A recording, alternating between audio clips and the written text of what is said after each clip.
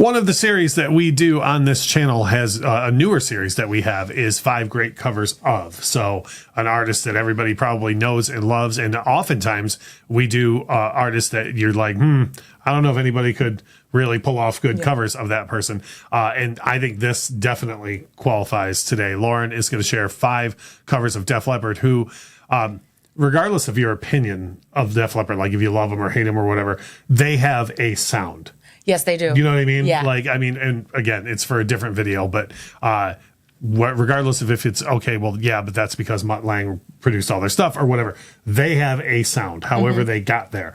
And I feel like it's hard to reproduce what Def Leppard does. Yeah, it really is, you know. And this was a lot of fun for me because I did a video recently on 5 covers of ELO songs, and Def Leppard was on that list. And Def Leppard does a lot of great covers. And so I thought, well, who has covered Def Leppard? Right. So that's... Which is not something common. No. That you see at all. No, not at all. Not at all. But I think I found five ones that you're going to enjoy. I will tell you, the first one on your list, as soon as I saw the artist, I was like, nope. Because I just don't like this particular artist. I don't know. I don't think he's ever done anything to offend me personally. I just don't like the dude. And then I listened to it and I was like, all right, fair. Yeah. That's a good cover. Yeah. So the first one is Photograph by Santana featuring Chris Daughtry. And yeah, Chris Daughtry's vocals on this is pretty much note for note, like...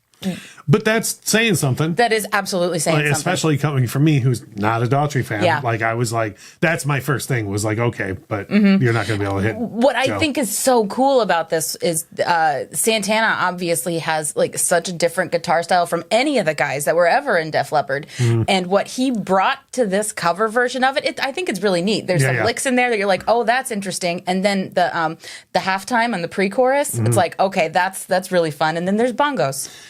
Right. The next one on your list is steeped in controversy. Oh, yeah. There's people I feel like there's 3 definite camps on this. There's people that tolerate this cover, and there's people that love it for what, like, I feel like a lot of people that love it know the artist and didn't maybe know the original, right? And then there are people who mega loathe this. And I honestly don't know. I didn't ask you before we shot this. Where do you fall on this? I fall in this shouldn't exist and I shouldn't enjoy it, but somehow I like it a little. Still do? Okay. Yeah. It's Bringing on the Heartbreak by Mariah Carey. And like, it's a very restrained Mariah vocal for the majority of the song. So she does that little like whisper sing that she does where like on the original, these are notes that like Joe Elliott was like belting out and she's just kind of, this is here. I'm here. I'm like a butterfly. Yeah. It's a far different take than I thought was going to happen. Yeah. Yeah. Yeah. The next one that you have is a band I never would have, if you would have asked me for 100 bands who's going to cover Def Leppard, I never would have named this band. Yeah. Truthfully, I don't know that much about this band, but I thought this cover was really great. It's Hysteria by a band called Asking Alexandria. And I don't know. I think I like the rasp on his vocal on this. I feel like, because like Joe Elliott's vocal tends to be pretty clean for what it is, right? And bringing a rasp to Hysteria, I was like, okay. And I feel like Hysteria is the closest that Joe gets to a dirty vocal. Like, he doesn't have rasp, but he's like, it's edgy. He sings it in a way that is like a little edgier than the way he sings a lot of the Def Leppard that's stuff. fair. And I like when they do that. Like I did in this series, the 5 great covers of Michael Jackson. And I always say for Michael Jackson's vocals, for all of his abilities, I always say Angry Mike is the best Mike. And the band 3 Days Grace did Give In to Me, and they did it like the entire vocal Angry Mike, which, you know, and so I like that they kind of took on this, the edgier thing that Joe did and did it on the whole song. Yeah. The next one is, first of all, an artist that I think is underrated. For sure. And a song that I think is insanely underrated. Yep. This song, when it came out, I thought that this song was going to do for Def Leppard what It's My Life did for Bon Jovi. Oh, it should have. It did not. This song is better than It's My Life. Thought, well, a lot of songs are better than It's My Life. But I thought that it was going to do that for Def Leppard, and then it did not. And so what song am I talking about, and what underrated artist covered it? Great. Yeah, it's Promises, which was from Euphoria in 1999. So yeah, it should have done what it did. And it was covered by Matt Nathanson. And he did a little EP of Def Leppard covers called Pyromatia. And I'm like, yeah, bro. We always put the artwork up here. And when I went to look for the artwork, I was like, well done. Yeah, it's so cool.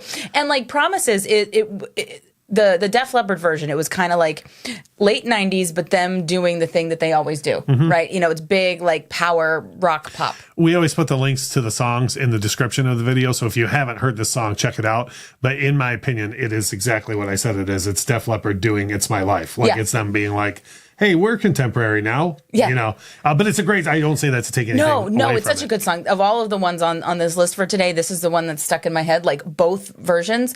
But Matt Nathanson's version is a very stripped down acoustic guitar kind of deal. And he made it like super pretty. Like, what I like about that is that Def Leppard is known for overproduction. And I feel like you can take a lot of Def Leppard songs and go 1,000 different ways with them. But we don't know that because most people don't. Right. Yeah. And so I like that he did that with this.